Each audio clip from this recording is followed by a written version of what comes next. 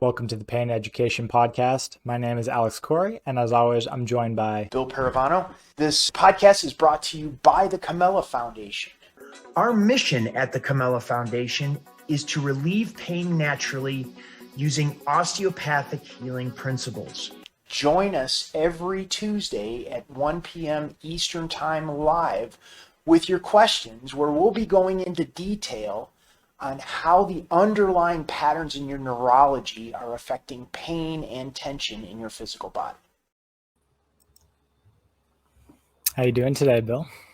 Good, Alex. How are you doing? Good. It is January 17th and still feels like we are on the rocket ship leaving orbit. Oh, January 17th, 2023. Yes. Yeah. We are actually in the same location today. I apologize for the tardiness, everyone, but setting up film gear in a new location. We're at the basement of Sovereignty Labs today. So I don't have internet at my usual location.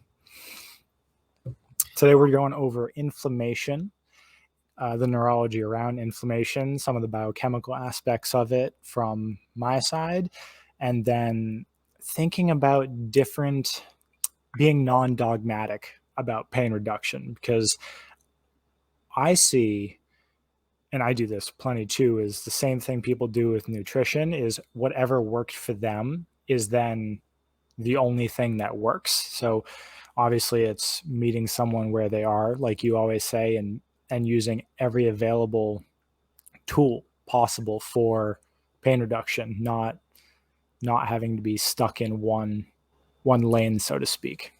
Mm-hmm. Where would you like to start?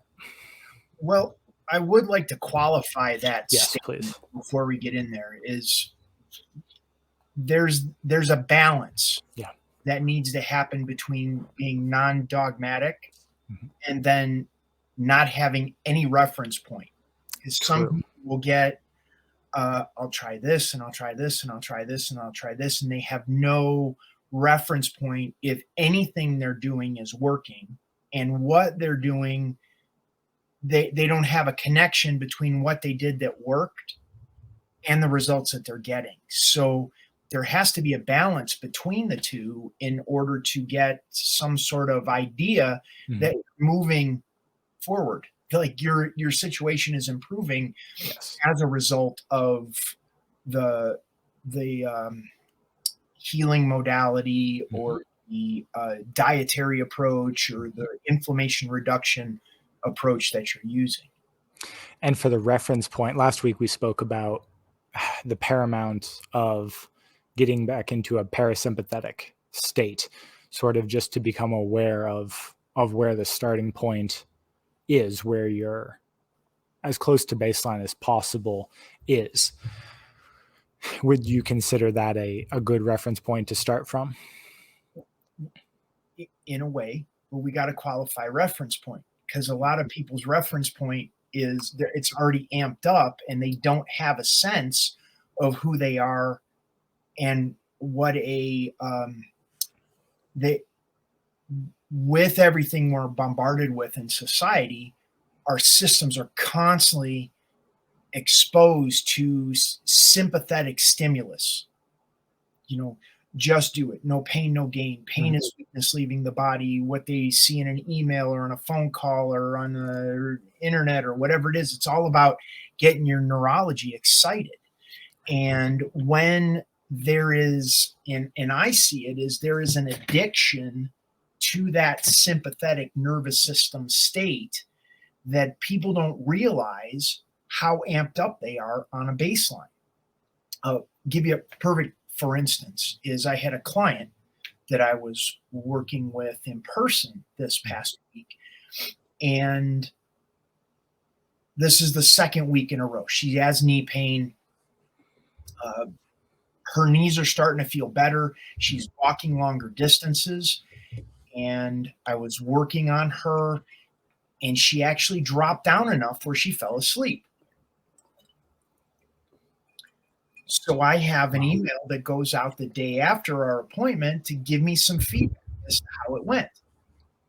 She was upset that she fell asleep during the session. So it's like there's this place where it's not okay to be in that parasympathetic state. Mm-hmm. And this is it. It's like, I know our intro to this was to talk about inflammation. Yes. However, sometimes we gotta get really present as to what we're dealing with. Otherwise, we'll never get to address the inflammation. Many people want to start on that diet, get the diet going. I want to start working with a coach and all of that. Their nervous system is so jacked up, they're not even in a place ready to be able to work with the coach. They're not in a place to discipline themselves to drink the water because they're not even confident that the water is going to make a difference in how it's going to change in their body, how it feels. They don't. It's like we got to establish the baseline. Yes. That we've been working on at Sovereignty Lab was actually working with a neurological, dropping the neurology down to get it into a parasympathetic state on a baseline, that they can do a specific series of a combination of EFT, like a tapping, as well as an affirmation. And we can certainly insert that into the video as a way of something they would do 2 or 3 times a day to drop their nervous system on a regular basis, that would actually prepare them to a place to be able to be helped. Because when we're in a sympathetic state, we aren't even thinking clearly. We're fight or flight. We're just trying to survive. And when we hear input from a coach or somebody we want to work with or somebody that's willing to help us, we don't even feel like we could trust them. Right. So they start working with a coach, and immediately it's like, it isn't working. And then the next week they're out. So they aren't even establishing a baseline because the neurology is so amped up. Right. And this is almost the prerequisite to the course for the course to even hit or be relevant to you at all, for anything to land. The prerequisites to taking would be amping your neurology down. And name your course. Right. Doesn't matter. Dietary course, self-help course, working with a practitioner with body work. I hear that a lot with people in the alternative health, whoever, name it, acupuncture, homeopathy, massage. How do you build your client base? Well, you can't build your client base if people are so amped up they can't even relax enough to stay with you to see any long-lasting changes. Right. And I think that just points to the how much the nervous system is just so jacked up all the time. Yes. And the nice thing about the I don't even want to say dietary frameworks, the nutrition principles I work with, is it's almost not dietary principles, but it's exactly what you said. It's getting rid of the inflammation first, and then it almost doesn't matter, because if it's not inflammatory, then your body is able to effectively utilize it. So you're getting rid of the nervous system response first, and then you can start playing with things. So that tracks. And I'd even challenge you that a lot of people, that this would go back to, you start taking things out of a person's diet that is kind of a comfort food. Yes. Keep their neurology amped up. You start removing that from their diet, it's going to feel like the client that fell asleep on the table. Exactly. No. Hey, what are you doing? Yep. So it's like there's this either a half a step before or an A that's being missed, or step 1 that's being missed in this process. And that is looking at the neurology first. How can we get the neurology down? I almost think like it should be like a free course or a free thing. And I know Christina and I had been putting that together in terms of the simple EFT affirmation. Can you explain EFT Because I know what it is, but that might be a new term for most people. EFT is like emotional freedom technique, and I'm not an expert on it. I just know from my personal experience that there are these little voices in our head that's tied with our neurology, belief systems that we have going underneath the hood, so to speak, that tell us we're not good enough, we're not smart enough, we're too big, we're too skinny, we're not strong enough, we're not fast enough, whatever it is, that we are not enough, that keeps us in this state of angst almost on a consistent and a regular basis. And if we can begin to back that off just a tiny bit so this isn't screaming so loud, right, then we can get the neurology to relax enough that we can make progress. It's like revving the engine when we're spinning in mud. Right. Like wheels aren't getting any traction to move forward. And I think this is what happens with anyone, name it, whatever, trying to reduce inflammation, trying to go out on a diet, trying to start exercising, New Year's resolutions, whatever that is, going to the gym, they aren't able to get that level of traction because of they're not present with what's going on with their neurology. They're just trying to stack it on top of an underlying already running record, so to speak, and not starting at the true foundation. Sure. Yeah. Okay.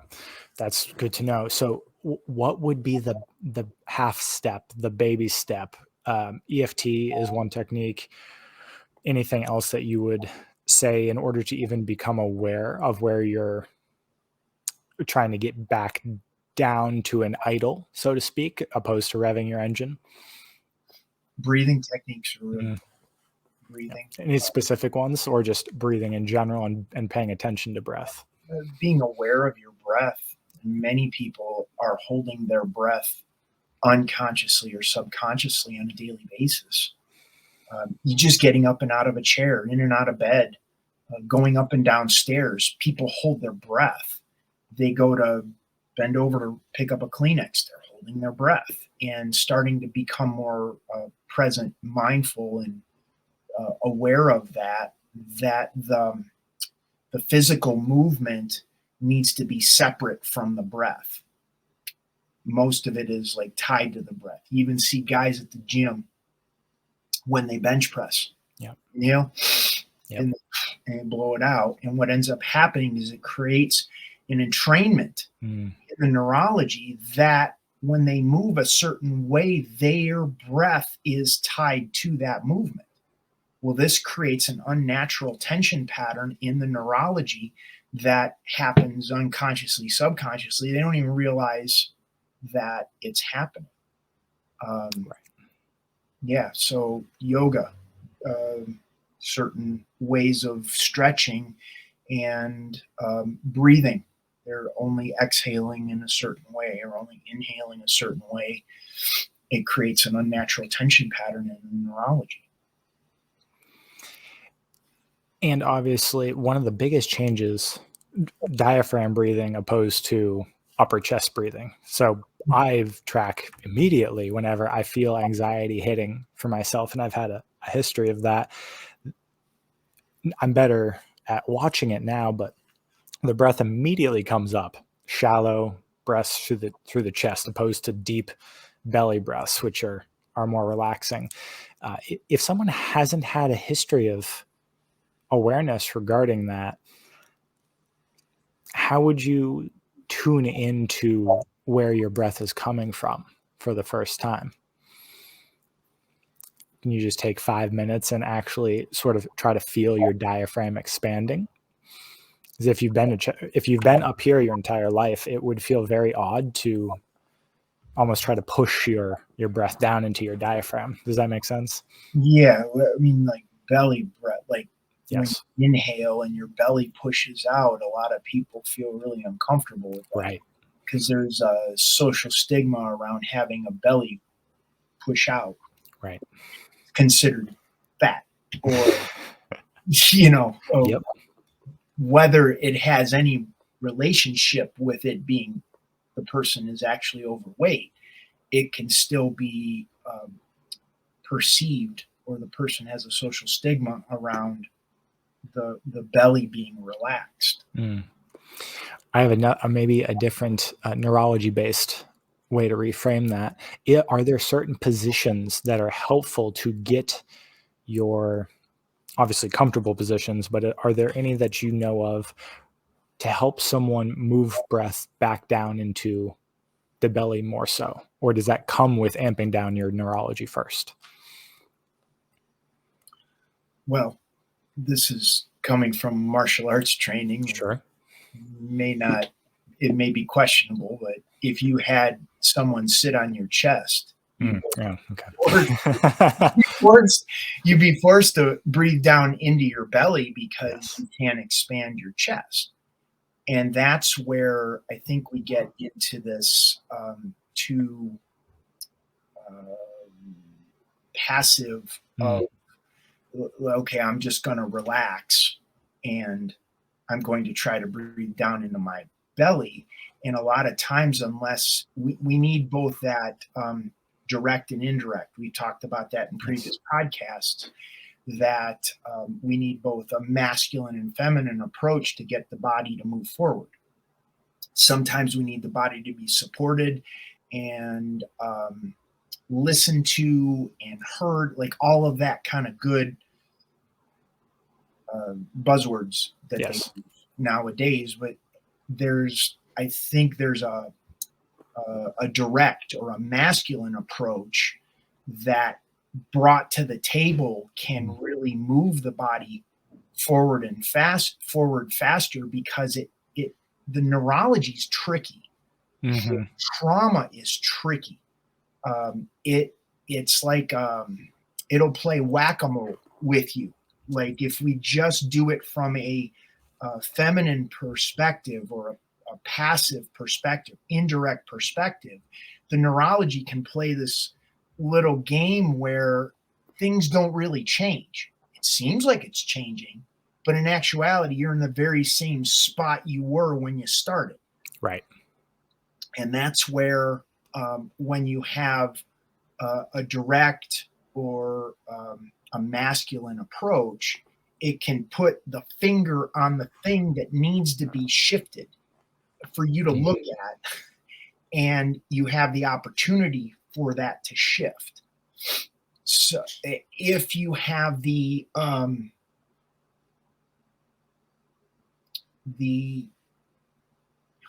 gosh, what's the wording that would be it's like internal strength to look at it. And I think in society today, we're too easy to coddle the trauma and allow people to wallow in their own self-pity of the trauma without moving the body forward. That's not to say the people don't need to be supported in what's happened to them, but at some point you got to go, okay, I'm going to stand up, I'm going to move forward through this, whatever difficult situation. And I think that's a balanced approach. Right. We're kind of leaving out one end of the conversation that needs. Yeah, their forward momentum is crucial. Getting back to inflammation, so those were strategies used to slowly return yourself to a more parasympathetic state. How does the inflammation, how would you be able to tell, other than someone obviously being in pain, what techniques or just awareness have you developed for spotting inflammation in yourself? I could feel it. It's like Where? a feeling. My whole body, like things just feel swollen. I was going to say, is it heat? Is it stagnation? Is it like puffiness? Is it vibration? What do you notice? Puffiness, a lethargy. Mhm. I always equate it to, and this happened when I was a teenager into my early 20s. If I sat down and I ate a huge plate of pasta, Yeah. how I would feel after I ate a huge plate of pasta. There's that, oh, I feel like I'm gonna fall asleep. Yeah. Belly feels swollen, like the snake that just ate the Oh yeah, I'm well aware. I did the rat. same thing. You Yep. know, and you want to lay there until it passes, until the Yes. food digests. As opposed to if I had a steak, or if I had just a protein dish. Right. There's a lean feeling, or more of a, it's just a different feeling. That's the way I can equate it to what it feels like when you're inflamed and when you're not. And the more you eat the stuff that gives you that feeling like you ate that bowl of pasta or that big plate Yeah. of pasta, that creates this lethargy, the brain fog, the digestion slowing down. Like, all of it is right there. That Yes. that's how I would equate my experience of inflammation. Brain fog is a good way to put that. Most people will resonate with that, just that almost like misfiring on cylinders. You're like, I should be able to think about this and grasp this or be more fluid in speech quicker. Like there's a noticeable difference between the way you feel when you didn't just do that and your cognition and all that, opposed to right after something that was highly inflammatory. I think that'll resonate. Yeah, for me, it's brain fog, definitely. My body will physically heat up. So I'm obnoxiously aware of my normal temperature, and it'll feel like I'm going through a workout, like a low grade workout. If I eat something that is inflammatory, Mm-hmm. it'll feel like my forehead will just get warm, and I'll be like, that's not good. Well, I know you've spoken about how your metabolism is real Oh, high, yeah. and I almost kind of equate it to when I think about your description of your metabolism being real high, and you put something like that strictly carbohydrates into your system, especially the type of carbohydrates like sugar, Sure. pasta, refined Yes. foods like that. It's like putting gas on a fire. You know, Yeah. it's gonna body's gonna torch it real quick, and Yes. you would make sense you'd heat up like that. Yeah. If I go 72 miles an hour, for a highway analogy, normally, which probably is a little, I mean, I have various strategies to ramp that down, but say that's about the average. It feels like you kick it up to 85. Like the engine has a noticeable, Yeah. you can hear it and feel it revving. Basically, it's not necessarily a good feeling, but that's my internal. Other than like joint pain, muscle pain, achiness, like the traditional things people would think of with inflammation, but sometimes it's not so obvious. Like a lot of the times with subtle forms of inflammation, redness, or um, I always think of like knee pain or things that trigger things that are right on the other side of the threshold, so Mhm. to speak, from your, even if you're nowhere near baseline, if you're up at like 75%, things you start noticing whenever you push it just to 80%, Mhm. so to speak. Do you have um, any clients that you've dealt with that have very subtle forms of inflammation where they're like, I noticed that this happens, like not so obvious over the top things? I think the flexibility in their joints, Mm. the Ooh. lack of flexibility in their joints, it'll feel a little bit more difficult to move in different ranges of motion. And I think that begins to compound over time. A lot of people, um, when they're looking at arthritis, in their joints, bone on bone, herniated discs in their neck and their back. I think this is a chronic inflammatory state that's been there for an extended period of time. Yeah. That they didn't know what to do with, because they didn't even realize the irritation in their neurology was up higher than normal. And now they're dealing with this. They've gotten into the routine of the food that they eat and their exercise level, and they don't have a good exercise level, meaning it's not that much. Right. And it creates these conditions where the joints begin to degenerate. There's a level of dehydration that takes place on a baseline level. And I know you do all the water thing. Have you ever talked about the allocation of water in the body and what the body does? I mean, it's used for literally every critical process. So by molecular count, we are 99% water. By physical volume, we're 66% water. And that's baseline. I don't think most people are dehydrated. Thirst is not a good indicator for hydration level, because thirst is that's a too far gone, or usually people notice that whenever they're active. If they go from just being more sedentary or in their normal rhythm to more active, they will notice their body crushing minerals in water. And that's the other side of hydration. It's not really the other side, but minerals are becoming more talked about now, thankfully, as 50% of hydration is mineralization. And so one thing that people notice whenever they just start drinking more water, the water that I use has extra molecular hydrogen in it, which is a potent antioxidant. So there's other cascading effects. But as for inflammation and the neurology side of it, probably one of the fastest ways I can think about that doesn't take any extra mental effort, there's no barrier, is just drink more water.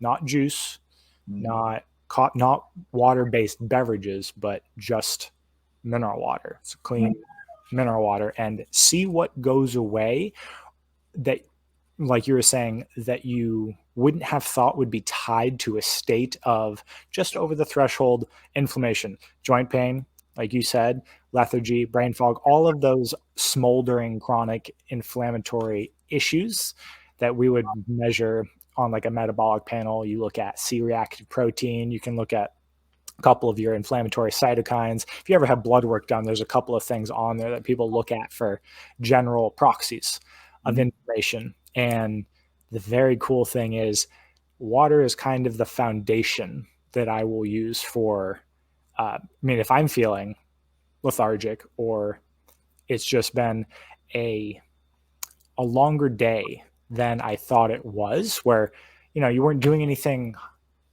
over the top, you weren't doing manual labor, but if water makes you feel better, and it'll happen quickly, especially if you're not on a full stomach and it's not getting diluted, then there's a general sense of chronic inflammation going on there. Yeah, your joints aren't as lubricated as they could have been. Blood viscosity changes pretty quickly. All sorts of nuanced things. Nutrient transport, nutrient absorption. Like it makes everything work better.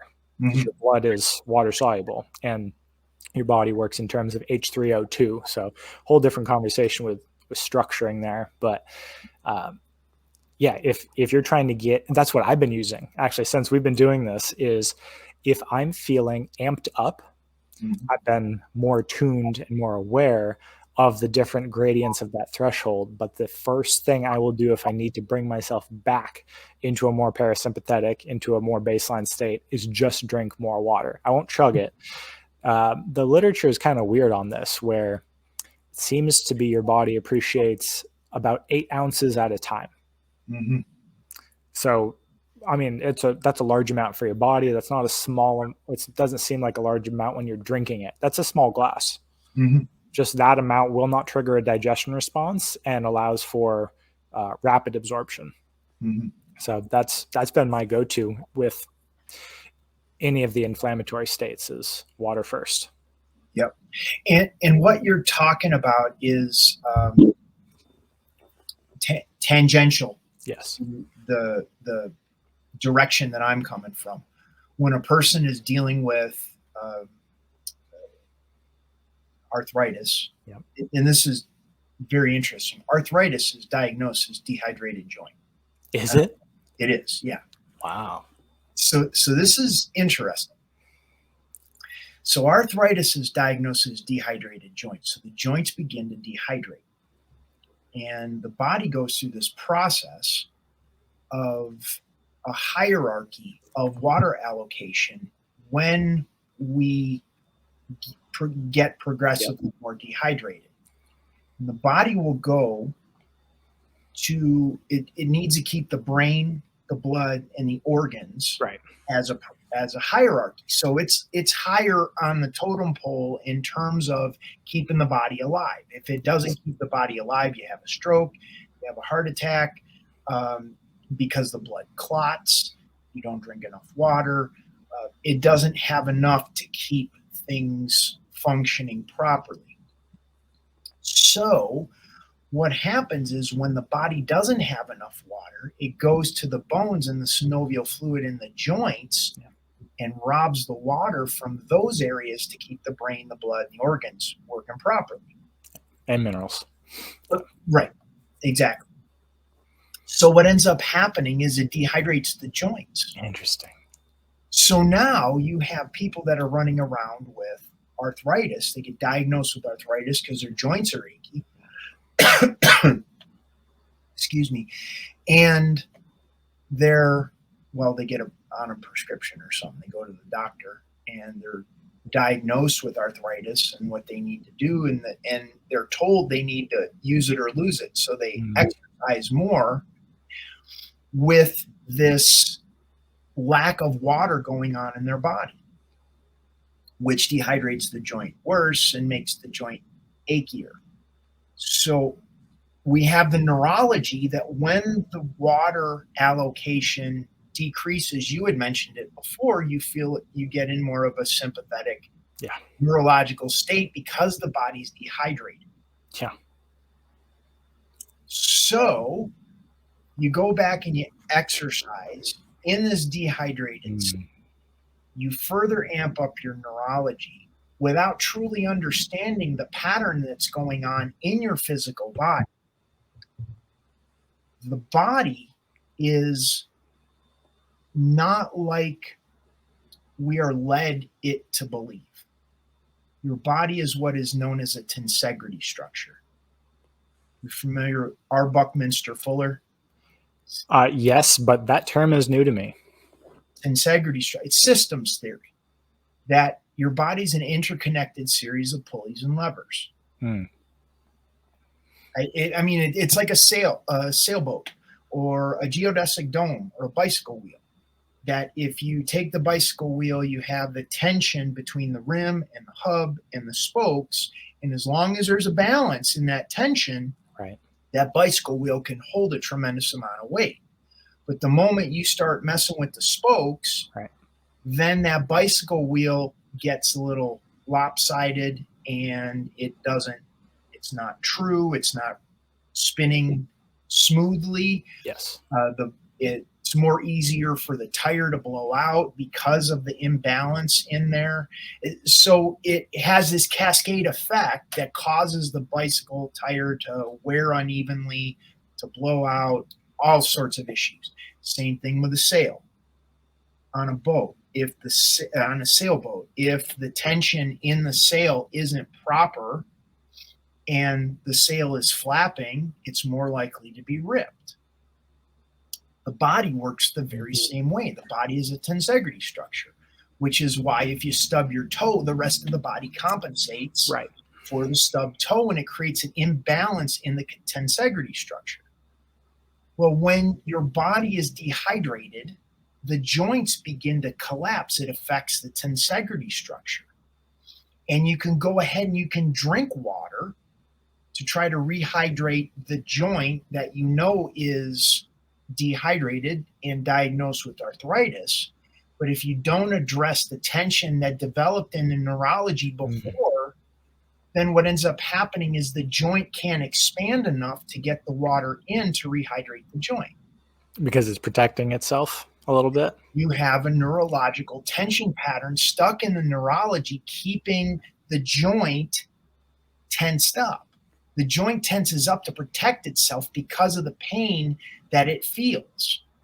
And it tenses up to diffuse the tension so it doesn't feel the amount of pain it would feel if the joint wasn't tense.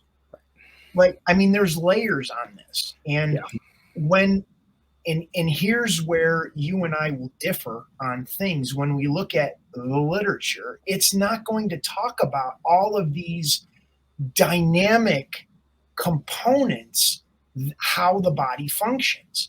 And if we only look at it through a double-blind study, peer-reviewed, we're not going to get the whole picture, and the body's still going to be in pain.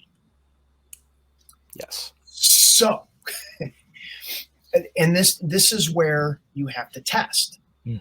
Neurology, drop down, and you have to drink more water, see what happens, and see how the body responds. And everything you're bringing to the table is absolutely valid and great stuff. We just need to look both at the map and look at the territory. Like, where are we? Both model and reality. Yeah. At the same time. Because there are some things that I will, in working with clients, it's like, I discovered this, and all of a sudden then I see some sort of study that was done that reinforces what I found out as a result of working hands-on with clients. Yeah, there's a good phrase, which is pursue results reinforced with science. So that's right. It's you have to get out of pain first. It doesn't matter what the literature says should work. It's what works. Right. And that's where the piece is. If you start out with, well, prove to me that it's going to work. Right. Well, we'll never get there. You'll never get out of pain if I got to prove to you you're going to get out of pain before we ever start. So probably go ahead.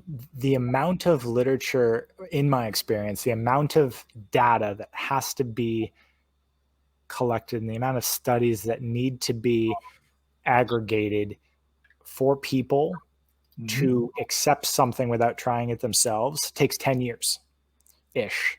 As in, if you wait, or if you make yourself wait for something, for everyone to agree that something works, I mean, you're going to be waiting for a while. So if you're in pain, right, it is find small steps that dial your pain back. I wouldn't wait for 10 years of literature to come out before you start anything. Right. Yeah. Yeah, that doesn't make sense. Oh, we were going to, this week, I know we're working on creating the systems and the structure for this podcast. So if there's people that have questions, that want to ask questions for you or for me. I've been looking at comments, and it was back when we started, about 10 minutes after we started, first thing someone did for their clients after, I believe we were talking about just amping them down on the neurology before they actually started any modality. Yeah. And also, we want to get, let's see. What is your website? Cultivated-change.com. Yeah, everyone, excuse that for our audio listeners. We are still getting our flow going for our live stream, so thank you for bearing with us. Yeah, no, I mean, this is kind of the process. Yeah, it is the process. You and I both go through, and we're modeling. Yeah. For those that are watching in or listening, that, you know, it's like if we would have got everything perfect before we started, we never would have started. Yeah, exactly.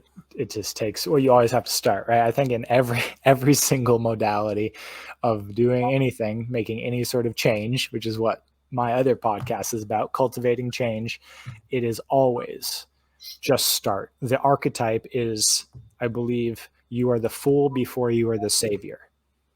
So it's always start poorly and just start, and then you will get progressively better, wiser through application and turn that into wisdom. But I love that archetype, which is the savior always starts as the fool or the jester. Oh, yeah. Yep. Make a lot of stumbles along the way.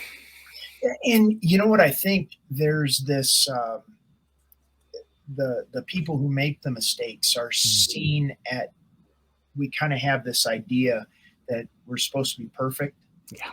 So we're judged by society as if we make mistakes, we aren't able to course correct. Right. And you see that a lot in society, that we're constantly pivoting, shifting, changing every day. We're constantly evolving and allowing that to happen for ourselves and for other people around us.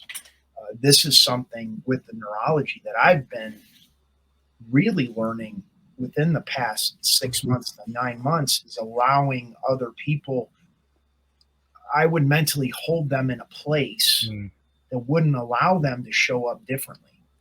I still expected them to, if they screwed up, or in my mind, whatever they did was incorrect, that if I held them in that place, next time they showed up, I was like expecting them, was like subconsciously just looking for them to do that.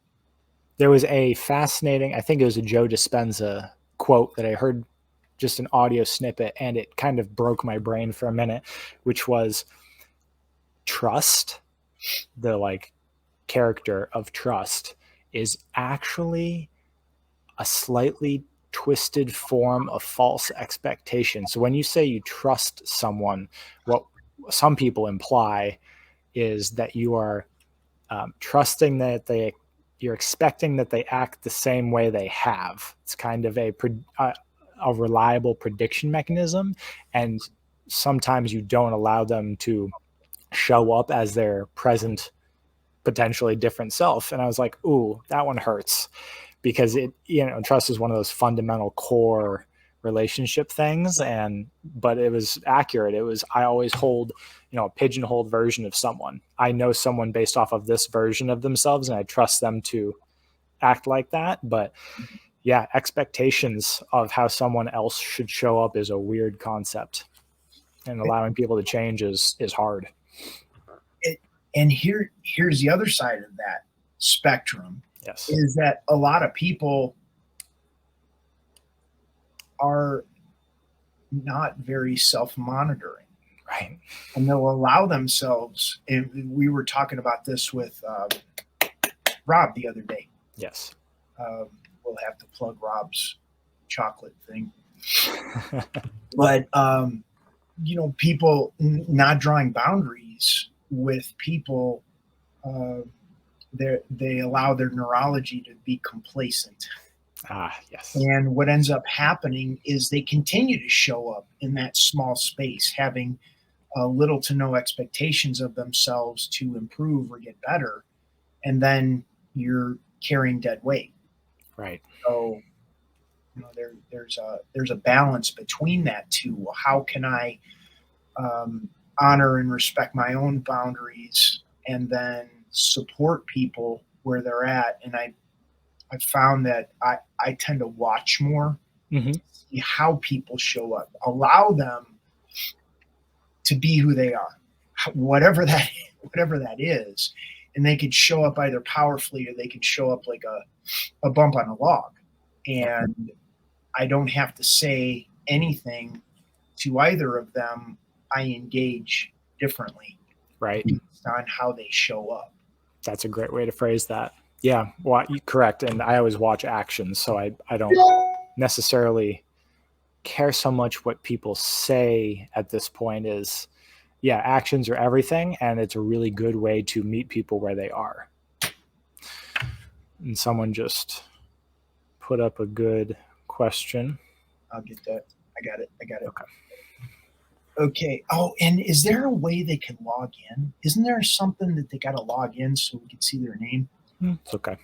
But anyways, in my modality, we call it introducing my skeleton to their skeleton. We use the manubrium, and C7T1 bones to drop the fight or flight response, which relaxes the client to better find their own comfort position. And I agree to an extent. Like you can, just like I was talking about the client at the beginning, you can drop their neurology, but if they're not okay, if they have some story in their head that's not okay with being that relaxed, there is that autonomic flexibility we've talked about in the first 2 podcasts, that their nervous system has gotten too relaxed, and they're not okay with that. So what'll happen is they'll come to out of that, and they'll jump right into doing the thing that got them to the place on the table to begin with. What is the manubrium, if I may ask? I don't have to.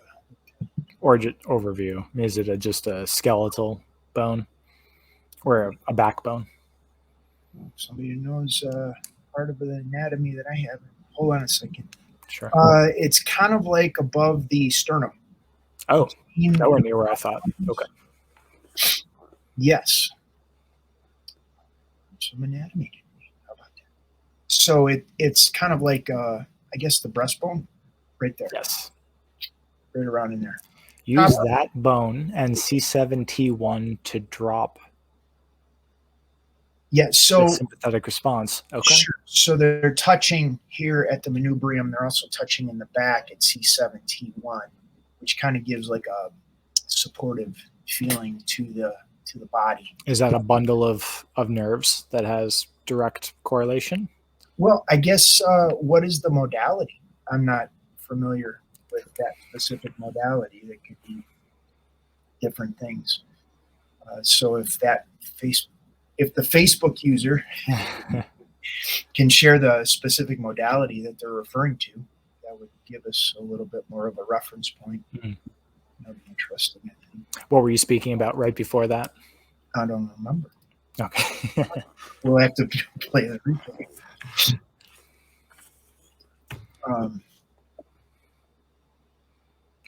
While we're waiting for that response. Uncomfortable silence. Yes. What we talk about next. Well, I have plenty of different things. Before. What does... I'm still curious about EFT and the tapping. Why does the emotional freedom technique and the tapping bring you back into a more parasympathetic state? What does the tapping do? Because I've seen this in multiple places. I'm very curious what that does. I understand what it does, and I think there's a reprogramming of the neurology that can take place that doesn't impose on the neurology in a way, kind of like a software update in a phone or a computer. I think that's what can be engaged with the EFT, the tapping. I'm not clear on the mechanism how that works. However, other than just giving your body something to pay attention to, almost like a subconscious or unconscious reprogramming, where you're directing your locus of focus is shifting, kind of like making your body pay attention almost. That's the only thing I can think of. Yeah. I mean, I work with a woman. She's actually affiliated with the Camella Foundation. Her name is Jeannie Anderson out of Pennsylvania. I interviewed her on one of the previous podcasts, and she's brilliant because she's able to do remote muscle testing to determine what is the thing that's keeping you stuck. Like, what is the thing in playing in the background in your head or in your beliefs or in your mind that is keeping you stuck. And the more you bring that to the forefront and then use that as a way to deprogram with the tapping, can move you forward in conjunction with physical support of the body. You brought up something there. Maybe you'll be the first one that'll actually explain this to me if you know of it. How does muscle testing work? Contact care. We got a modality, contact Yes. care. And find out more at contactcare.co.nz. Well, how about that? Okay.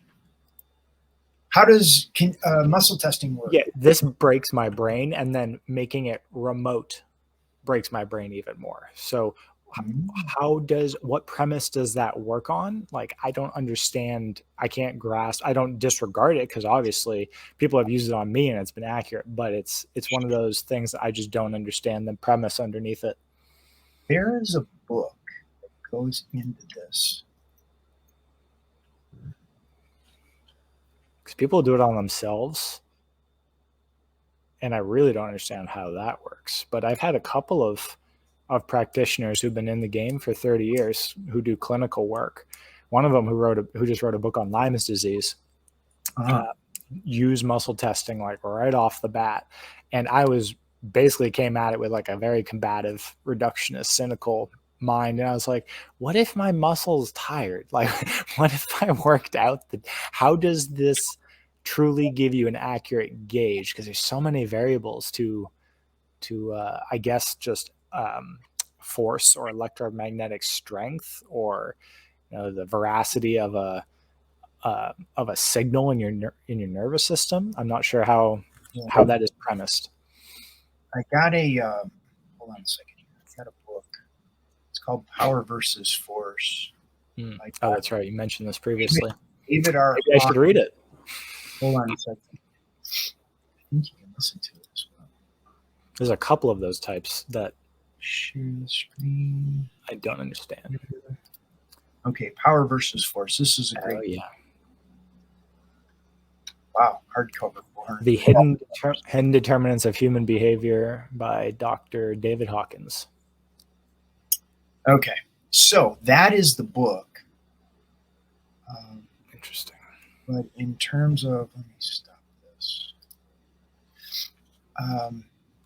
The best way I could describe it is the nervous system is an electrical system. Yes, 100%. So if we're on the same page as the nervous system being an electrical system, there are certain things we can do that can charge up or make the electrical system stronger. Yep. And there's certain things that we can do that will determine fuses blown or short circuits in that electrical system. Yep. So when a chiropractor who's a kinesiologist will muscle test, and they're essentially making a circuit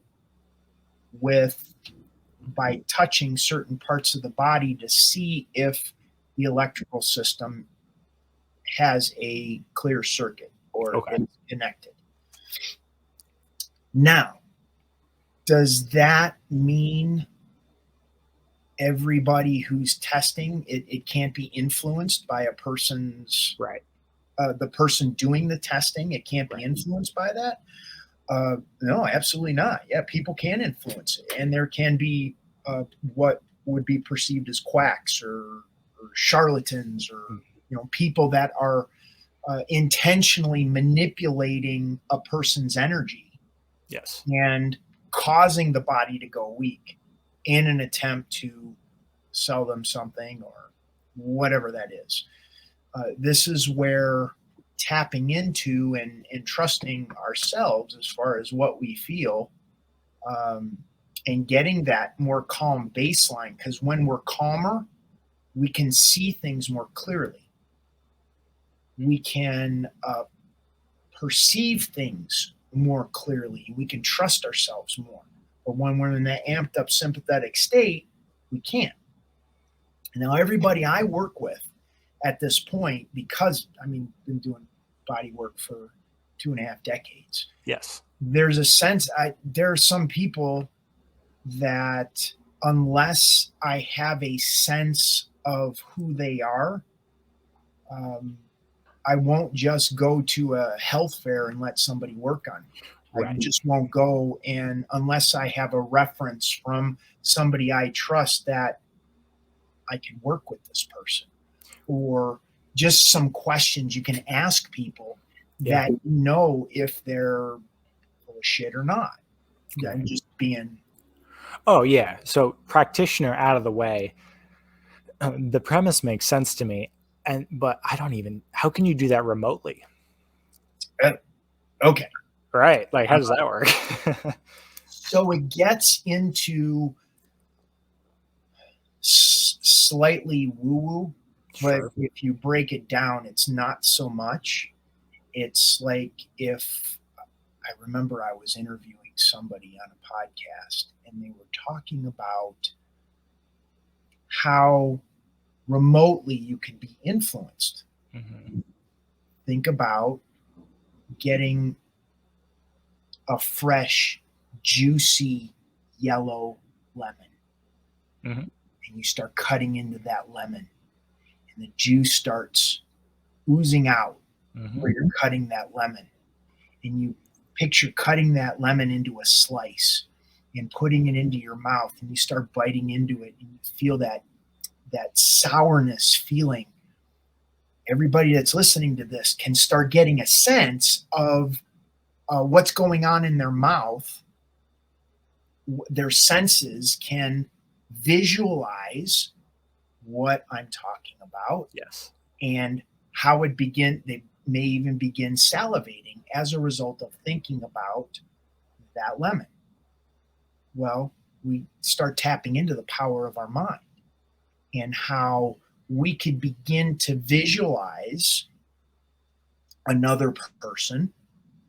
We get a sense that initial snapshot we get in our brain when we think about another person many times is quite accurate. Mm-hmm. If we're holding a clear place within ourselves. And then by visualizing that other person, we have people have their own techniques of muscle testing. It could be testing with fingers or pendulums or things like that that will give, because we're tuned in to that other person, there's an energetic field that Yes. we're connected with. It gets how our bioenergetic field or our aura can be measured out. I think it's 151 feet. Like, Yeah, can at the be measured. fringes. Yeah. Heart Sure. Math Institute has done a lot of good research on that. And that is what can be measured. There is the belief that when we tune into other people, or you have mothers and children, like the mother knows immediately when something's going on with one of her kids. Right. Or you just get that sense. It's like, well, where'd that come from? We can go into quantum entanglement from there. That goes a whole bunch of different places. Sure. But the muscle testing comes from that same space. I see. I'm just holding that intention with that person and then testing a specific way to get what is strong or weak based on what is going on. So just to poke at that in one more angle, I'm assuming from my understanding what you just described, it would be far more or the most effective and revealing and true if you were in as much of a parasympathetic state as you could be. Is that accurate? Like, you want as little resistance around the circuit as possible to be able to see where it is. So if you're adding layers on layers on layers and you're coming from a sympathetic state, which, I mean, when I was tested, I'm sure I was in, because I automatically didn't believe him. So my defenses already were up. But just how many layers do you think that can penetrate through for an accurate test? Like, if you're fatigued all over, basically if your neurology is already just misfiring all over the place, do you think that can still be an accurate test, or is there resistance everywhere? Oh, you have to be in a clear place. Okay. Like, the more, and this is where people get in, like, psychics. Yes. And people who are intuitive or psychic or clairvoyant or clairaudient or clairsentient, whatever that is, they can speak very knowingly about things. However, you have to understand that they're getting information through a physical vessel Right. that has Filters. traumas and bias and beliefs and all their stuff that may be resolved or not. Right. They're trying to pass that information along to you, and they could be completely full of shit too. Right. You have to take into consideration, and this is knowing yourself. The more confident you are in who you are, you can take that information with a grain of salt and take it into the equation and use it as a data point. But it doesn't mean you necessarily have to change your course of what you're doing to follow what this person says just because it's coming out of the ethers through them. Right. Okay. That does help. Yeah. Cause I always wonder, even given the best practitioner, like how many layers of that can a simple test like that slice through without any real baselining? It would be one thing if I had experienced it after a series of amped down strategies, so I was in a clear and present state. So that rings true. Yeah. I mean, believe me, I got to that place with a lot of screwed up relationships and situations where it's like you're believing what anyone says. Right. And it's not a good place to be. And that's where you come from this, you got to relax your neurology and start getting as to what a baseline. It's really a baseline that you begin to establish with yourself so the wheels can touch the ground and you're moving forward. Yes. And my next podcast, I'm actually going to, what we were just talking about with the bioenergetics, resonant fields, biofields, all of those things. I'm going to delve into that because it always amazes me when people have such, I mean, you do this, you have such good integration in a specific modality that you don't even know they're doing it until you start learning about it. And you're like, oh, that's why you do all those things. So I have one of my best friends has been doing biogeometry, and the structure or the quality of form is the technical definition for it. But it's basically working with bioenergetics, pendulums, just fields interacting in that way. And I never understood what or why she did things until I started learning about biogeometry. And I was like, oh, you are a living example of having something so well integrated that you just display it. And it's only when I start learning about it that I pick all those things up. So I'm very fascinated with that whole subject because, as we've been explaining, there's just so many layers to everything, to the neurology, to pain, to motion, and the energetic unseen level is definitely one of the more hard to grasp because it's unseen, but it's very important and critical. Yeah. Have you noticed anything how did you become aware of your energetics at that level? Which level?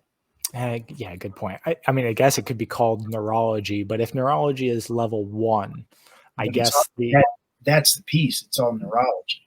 Right. The level before you get into the density, I guess, is the way I would put that. So I can think of neurology as like a physical, you hit an electric circuit and you send a shock wave. I guess the energetic would be maybe subatomic. So just a layer below that. Boy, using these fancy terms. So. I know, sorry. No, it's good. More wave, less particle. How's that? There's my training is in osteopathically based style of body work called orthobionomy, and it starts very physical. Yes. And the more you fine tune and find a position of comfort in the physical body, it gets more energetic. So it's just a different point along a spectrum where the more subtle and gentle you get on the physical body, all of a sudden it's like you can work with the tension patterns that come off of the physical body in the bioenergetic field to work with the physical body and release physical tension patterns. So it's a gradient that the more you train subtly, physically, in a position of comfort, the more you gain the awareness of how you gain a sensitivity and awareness that can be felt off the body as well. When we feel these things, we just don't recognize it. Like everybody feels these things. We talked about it in previous podcasts where it's like the person that's pissed off that walks in the room, you're like, oh, right. You feel that. Those are energetics. We feel these, we just don't equate it to that. We can feel the person that is just like, oh, wow, I don't know what it is about that person. I just want to go up and talk to them. They feel like a very comfortable person you can interact with. You can see the person that's sad or upset. You can feel that from them. You can see when a baby cries. We feel that. So we're influenced by all of these things, whether we're aware of it or not. So it's just, how can we go? And I was just thinking about this before you asked the question. The different levels of competence. There's unconscious incompetence. Then there's conscious incompetence. Right. And then there's conscious competence. And then there's unconscious competence. It's a progression of we don't know what we don't know until we know it. And then once we know it, we realize how much we don't know until we practice it enough to know that we don't need to know it. Well put. So it's like, what skills do you want to cultivate in your neurology? A power lifter is cultivating a skill in their neurology to be able to contract their neurology in a way that can lift more weight. Yes. You can cultivate your neurology to be more sensitive, to be able to feel the energetic patterns off of a physical body. You can cultivate, from a mindset or a psychological perspective. All of these are, what do we want to put our focus on? We can create, we can cultivate whatever we want. We just need to realize that we're going to do it easier and faster with less resistance the more of a parasympathetic state we're in than we are if we're trying to push the rock up the hill. If we're fighting it because we have physical pain, or we're struggling because we don't know how to regulate our neurology or how to take care of ourselves or do self-care, that we're trying to do it. It's like anything you try to do from a sympathetic state is going to take you 10 times as long. You're going to struggle 100 times as much and get very, very little results. The more we can get ourselves into that parasympathetic state and understand our neurology, be it get out of pain or anything else, is going to happen in that parasympathetic state. Yeah, that was well put. I think that's a good summation of this entire episode, actually. Kind of just working or getting yourself out of the resistance so that you can actually make progress and not expend all of your energy that way. And so I think what we're going to have to do is create a little bit more structure so we can get more questions involved and promote other things, your stuff, my stuff. So there's a little bit, because you like asking questions. I do. I just go all over the place. Yeah, infinitely curious. So, which is great. Yeah. It just we definitely need a little more structure. Now we're at hour and 15 minutes. Started. Well, next week we'll bring a little more structure. Yeah. And today is Tuesday, so physical reset circle. Have you guys started filming yet? No, we haven't. That is just in person. We did the first one last week. We worked out some kinks as far as the promotion of that. So Yes. we're doing that through the Sovereignty Lab things, and we're going to have to do get it in the banners here. So we can. Yes.